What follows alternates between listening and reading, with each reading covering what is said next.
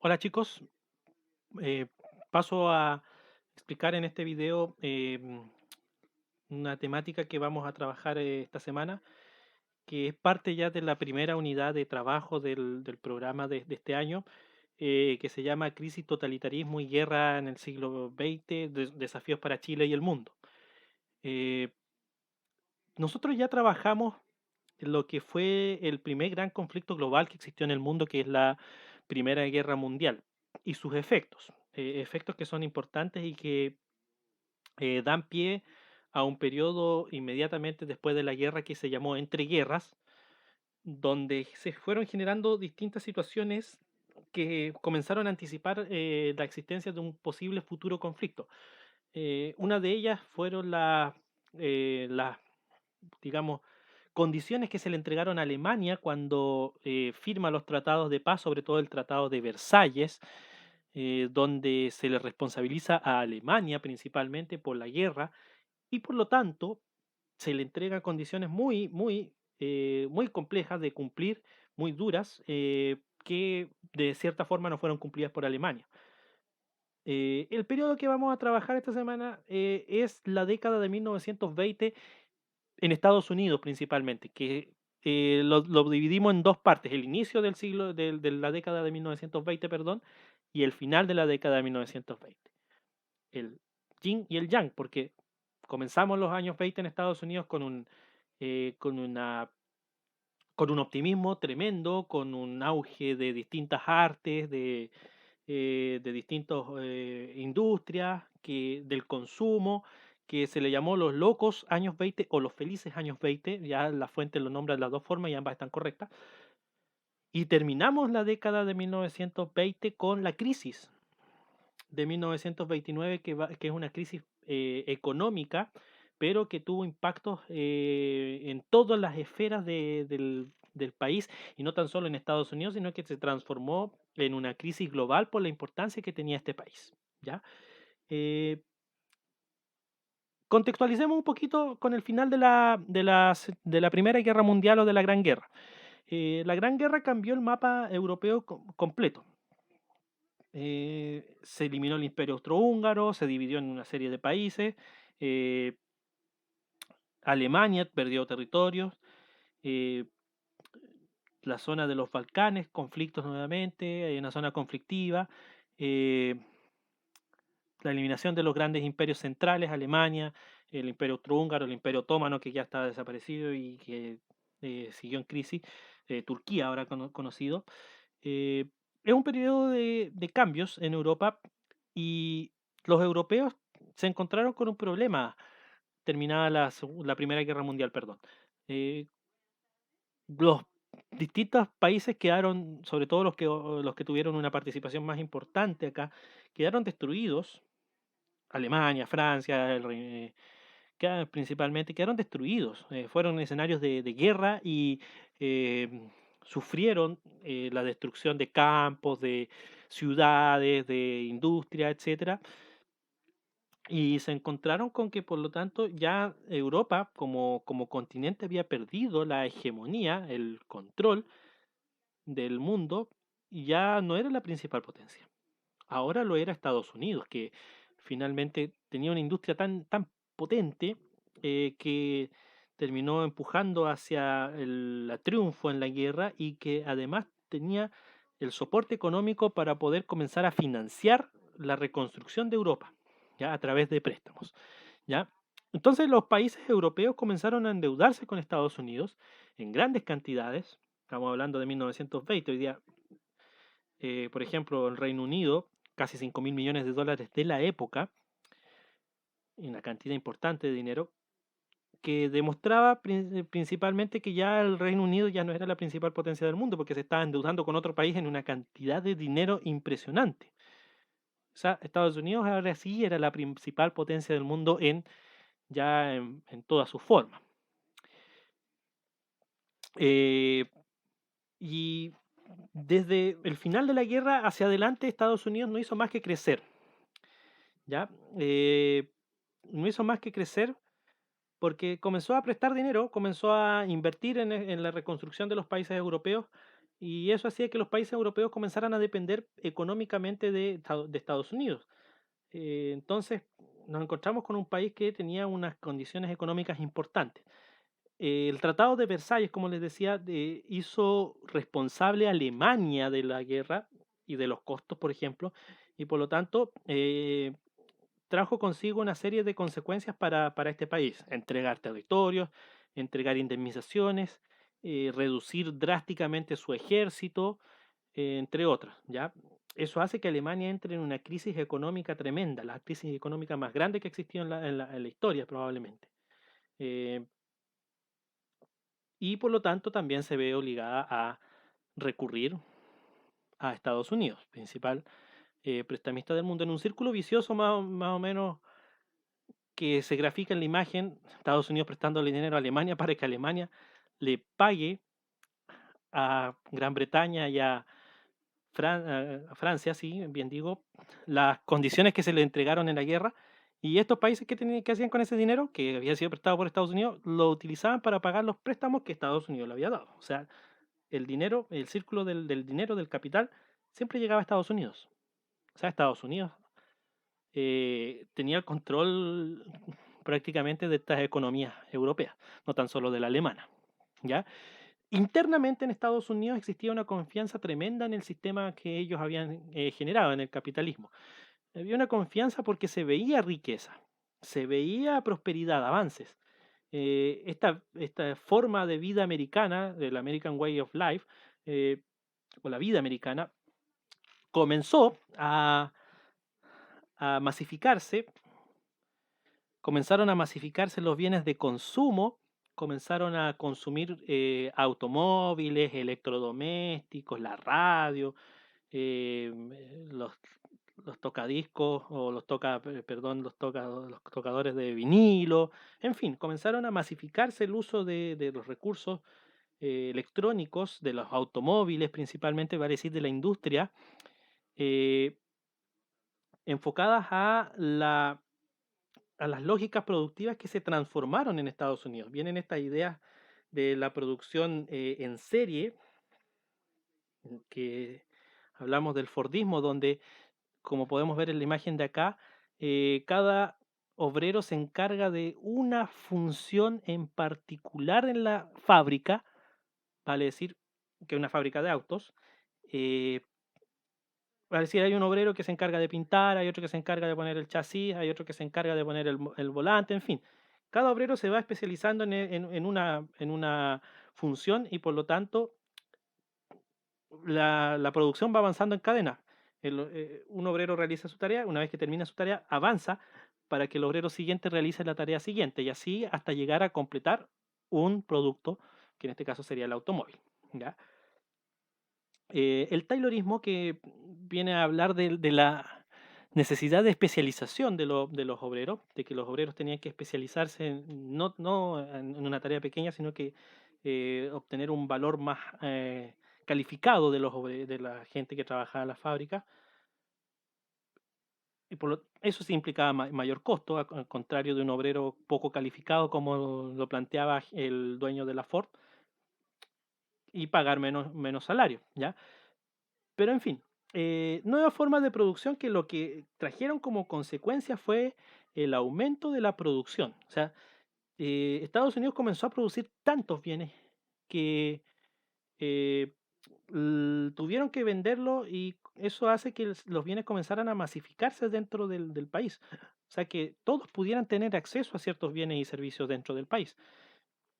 O sea, que las familias tuvieran un auto, dos autos a veces, como comprar un televisor, un refrigerador, etcétera. Comenzaron a consumir, ya, para decir la lógica de la sociedad consumista, eh, porque el consumo es lo que mantenía activa a la economía. O sea, mientras la gente estuviera consumiendo bienes, la economía se iba a mantener activa, y para todos los países, porque, por ejemplo, si yo produzco eh, baterías de cobre, cables de cobre, por ejemplo, yo tengo que Estados Unidos comprar el cobre, por ejemplo, a Chile, ¿ya? Esto es un ejemplo, por supuesto. Entonces, compraba el cobre para poder producirlo, para venderlo, y si la gente lo seguía consumiendo, eh, seguían comprando más y más. Pero aquí viene el peligro, porque en algún momento van a dejar de consumir. O sea, por ejemplo, una fábrica de autos que genera autos, va a llegar un momento donde la gente no va a decir, ¿sabe qué? Yo ya tengo auto, tengo dos. ¿Para qué me voy a comprar un tercero? ¿Para qué lo necesito? ¿Ya? Y ahí venía el peligro también de este escenario, de esta sociedad que se había generado en torno al consumo. ¿Ya? Un consumo que estaba basado en la idea del crédito. O sea, eh, la gente pedía dinero a los bancos para poder consumir estos productos y después obviamente lo iba pagando de forma parcelada. ¿Ya? Eh, y esto funcionó bien por mucho tiempo, pero llegó un momento donde este sistema se quebró. ¿Ya? El sistema de consumo. Eso por un lado. Por un lado, el aumento de la producción y del consumo de productos en Estados Unidos y por otro, la masificación de la cultura, la llamada cultura de masas. ¿Ya? Comenzaron a generarse distintos espectáculos que se hicieron muy masivos entre la población. El cine, los deportes, las carreras de caballos, por ejemplo, eh, los cabarets, teatro, el radioteatro, por ejemplo, los diarios comenzaron a masificarse, las revistas, eh, comenzaron a masificarse entre la población, vale decir, el acceso ya no estaba restringido a un grupo minoritario que podía acceder, sino que ya se había masificado hacia muchas personas que podían acceder a ella. Ya comenzó, la gente comenzó a buscar alguna forma de distinguirse a través de la ropa, comprar ropa exclusiva, eh, comenzaron a generarse nuevas corrientes musicales, el jazz, el blues y principalmente el charleston, perdón, que era la música que se bailaba en la época. ¿Ya? En fin, la gente comenzó a acceder, por lo tanto, no tan solo a bienes, sino que también a este tipo de servicios que era para las masas, para la gran cantidad de población que tenía Estados Unidos. No, por lo tanto, no estaba dada para un grupo pequeño, no, al contrario, era para toda la población, o para que accediera la mayor cantidad de población posible. ¿Ya? Por ejemplo, encontramos con el cine de Chaplin, las radios, etcétera. La publicidad también que tiene un elemento muy importante ahí. ¿Ya? Entonces, esta bonanza, esta eh, prosperidad que tenía Estados Unidos comenzó a ser atractiva. Hasta el día de hoy lo vemos. Eh, y muchas personas comenzaron a migrar a Estados Unidos desde distintos lugares del mundo, ya no tan solo desde Europa, Alemania, el Reino Unido, Francia, Polonia, Italia, pero también desde lugares tan extremos como Japón o China. ¿Ya? Vinieron de todo el mundo, por lo tanto, inmigrantes, que estaban motivados obviamente porque Estados Unidos tenía tal nivel económico que se hacía atractivo ir y ver qué pasaba en Estados Unidos, a buscar el sueño americano de transformar sus vidas en este país, ¿ya? Obviamente eso trajo consigo problemas, o sea, cuando llega mucha gente aceleradamente a un lugar, hacinamiento, o sea, muchas personas viviendo en lugares pequeños, con niveles higiénicos mínimos, por no decir nulos, eh, y también comenzaron a ser excluidos, porque hay un sentimiento que siempre han tenido los norteamericanos de Estados Unidos, que es este sentimiento nacionalista de sentirse los más grandes, y sobre todo acá, donde sin lugar a dudas eran los más grandes. O sea, no había país que pudiera competir con la economía y con la cultura que había generado Estados Unidos. O sea, efectivamente, sin lugar a dudas, acá estábamos hablando de los más grandes.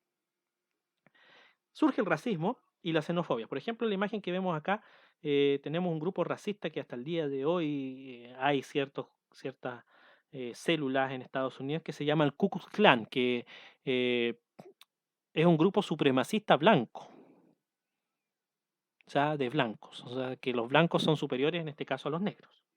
Y lo que practicaban era eh, purgas como buscar a negros, matarlos, torturarlos, etcétera. ¿ya? Y hasta el día de hoy todavía siguen existiendo algunos miembros de esta organización. Pero como les decía, en algún momento esta burbuja iba a explotar, ¿ya? ¿Por qué? Porque estaba basada en el crédito. O sea, la gente que compraba productos, compraba un auto, se compraba, en general lo compraba pidiendo a crédito, pidiendo prestado. Y llega un momento donde la economía se comienza a detener, porque como le explicaba, ya tengo dos autos, tengo tres autos, y muchas familias tenían un auto, entonces, ¿quién iba a comprar un auto más si no lo necesitaban? Entonces las producciones comenzaron a quedarse en las bodegas. Las empresas, por lo tanto, comenzaron a perder dinero, ¿ya? Y eso, en parte, va a generar lo que nosotros conocemos como la crisis del 29, la depresión económica de 1929, como quieran llamarlo, ¿ya? Tenemos como antecedente de la depresión del año 29 la especulación financiera. Me explico. Eh, las empresas venden lo que nosotros conocemos como acciones, que finalmente es un porcentaje de la propiedad de la empresa, ¿ya? Entonces mucha gente pidió dinero prestado para comprar parte de algunas empresas porque las empresas estaban ganando dinero. Estaban ganando dinero porque estaban vendiendo, pero era una venta basada en el crédito, o sea, estaban prestando plata. Pero, ¿qué pasó? Llegó un momento donde comenzaron eh, a dejar de vender, porque ya toda la gente o la mayor cantidad de las personas ya tenían el producto que esa empresa vendía y por lo tanto, ¿a quién se lo vendemos? Si ya la gente lo tiene y los que no lo tienen es porque no lo pueden comprar. Entonces las empresas comenzaron a quedarse con las producciones. ¿Qué pasó? Que muchas personas habían pedido plata prestada para comprar acciones, o sea, un porcentaje de la propiedad de esas empresas. Cuando comenzó a surgir los rumores de que, por ejemplo, no sé, supongamos la Ford ya no estaba vendiendo autos, ¿qué hago yo? Vender, para tratar de recuperar mi inversión o para ganar dinero. O sea, yo voy a vender la acción que tengo de esa empresa porque está perdiendo plata. Entonces, si yo mantengo esta acción, voy a perder plata porque la empresa está perdiendo plata y por lo tanto va a valer menos. Si una persona pensara así, no hay problema, probablemente otra la va a comprar. Pero ¿qué pasa si todas las personas que son dueñas de esa empresa comienzan a vender al mismo tiempo? ¿Va a haber alguna persona que quiera comprar esa empresa o parte de esa empresa? Y la respuesta era no. Entonces, ¿qué pasaba con el valor de esa acción? Supongamos valía $1, comenzaba a bajar, comenzó a bajar. Y comenzó a bajar importantemente y eso ocurrió con muchas empresas. Muchas empresas que terminaron quebrando porque finalmente no tenían, imagínense, vendían sus productos a crédito y ¿quién estaba pagando los créditos? Si la gente estaba endeudada porque eh, trabajaba para, en algunos casos para especular, en otros para comprar productos, pero, no, pero después comenzaron a cerrar las fábricas, se quedaron sin empleo. Entonces, si se quedaron sin empleo, no tenían para pagar. Entonces, las empresas que dependían de esos créditos no estaban recibiendo dinero. También comenzaron a quebrar y eso se transformó en lo que nosotros conocemos como un círculo vicioso. Ya.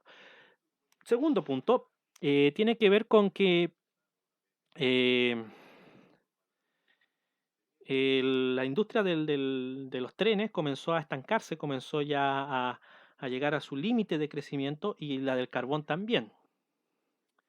Entonces, esos productos eran fundamentales para la producción industrial. Por lo tanto, que comenzaran a escasear, por ejemplo, en el caso del carbón, generó muchos problemas para las empresas, para el funcionamiento de las empresas. Por otro lado, la expansión del consumo mundial terminó provocando la caída de precios,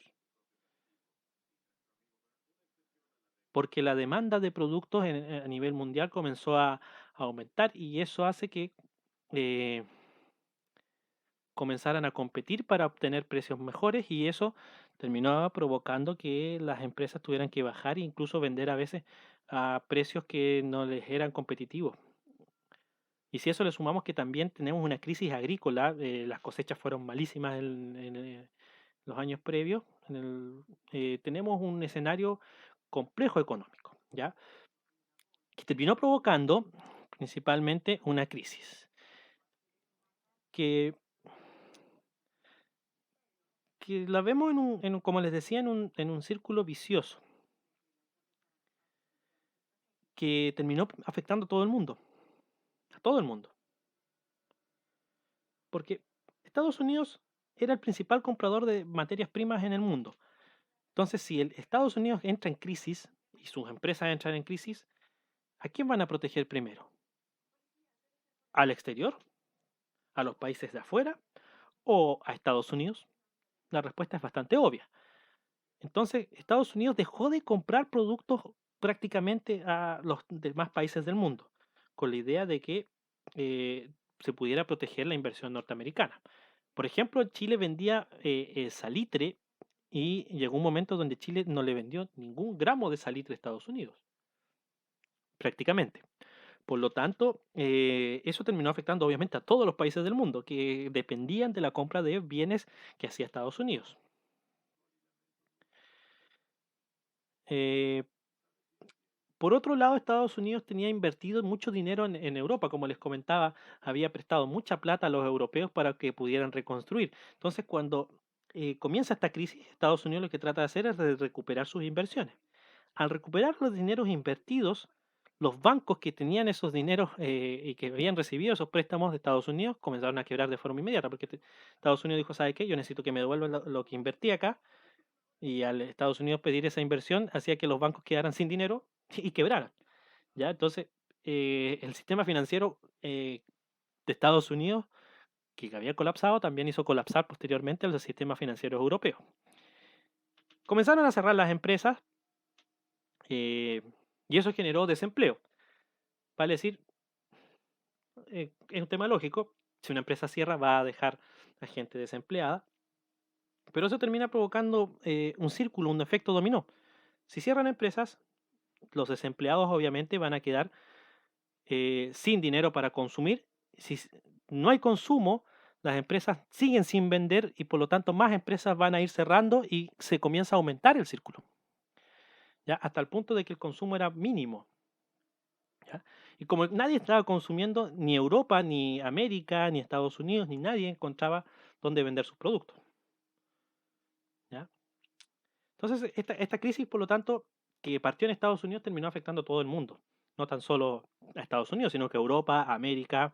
De hecho, hay un estudio que dice que de los países que eran miembros de la Sociedad de las Naciones, que es la sociedad que se creó antes de la ONU, de todos los países que componían esa